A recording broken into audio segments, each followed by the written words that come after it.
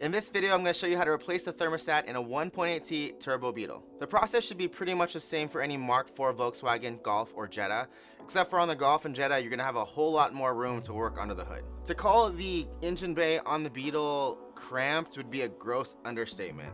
It's actually super frustrating working on this car. First thing you'll need to do is drain the cooling system. Make sure that you do this when the car is cold. The system is pressurized, and if you try to do this when the car is hot, you could end up having coolant spewing all over the place. With the car cold, open the coolant bottle, open the petcock on the driver's side of the radiator, and allow the fluid to drain. Loosen the hose clamp on the thermostat housing and slide the clamp down toward the radiator. Pull the hose off the thermostat housing and tuck it out of the way. Here you can see it's a tight fit to get to the bolts on the thermostat housing. They are tucked away under here and under here.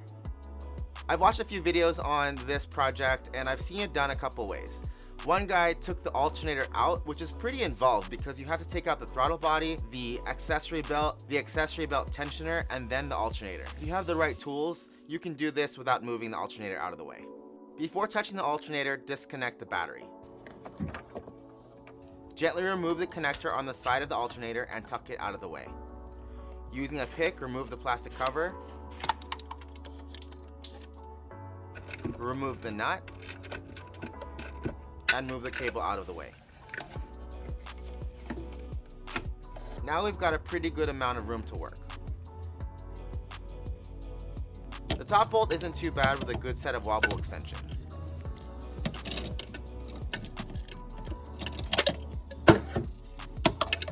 Use a magnetic pickup tool to remove the loose bolt. This bottom bolt was extra special. There's probably a technique to using the universal joint, but I haven't quite mastered it yet. It's an awkward angle, but you can get it with some patience.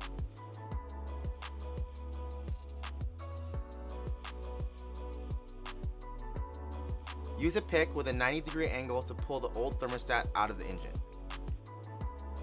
Here's a picture of the old thermostat and housing next to the new parts I got from ECS Tuning.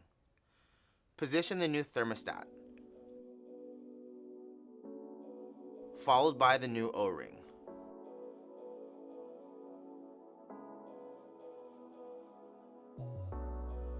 This part's important. Carefully place the thermostat housing in the right position before pressing it onto the engine block, because if you're not careful, you could pinch the O-ring. I'll show you why this is important in a minute. I found it helpful to put the upper bolt in the housing and threaded it in gently with my fingers to keep the housing from falling off. Use a pair of long-nosed pliers to position the bottom bolt.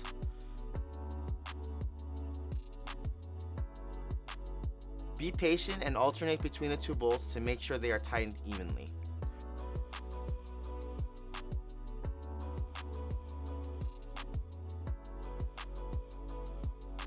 Replace the hose clamp. Replace the cable, the nut, the plastic cover, and the connector. Now it's time to refill the system. Close the petcock and start refilling the system. Make sure to use the right stuff. I used this 50-50 pre-diluted mix for convenience. Reconnect the battery and start the car with the heater on full blast. This will allow the fluids to circulate through the system. Watch the levels on the coolant bottle and fill as needed. Check for leaks. I mentioned earlier that you need to be really careful when you place the housing back onto the engine block, and it's because you could potentially do what I did and pinch the new O-ring. Luckily, I'm a parts hoarder and I had an extra O-ring sitting around, so I put that back on and I was a lot more careful the second time around. If you've got no leaks, let the car run for a little while so that the system can burp itself, and keep an eye on the levels, refilling as needed. That's pretty much it. I'll put links to all the tools that I use in the description of this video, and as always, if you have questions, post them in the comments. I hope you guys found this helpful. If you did, give it a like and stay tuned for more stuff. Thanks for watching, and we'll see you next time.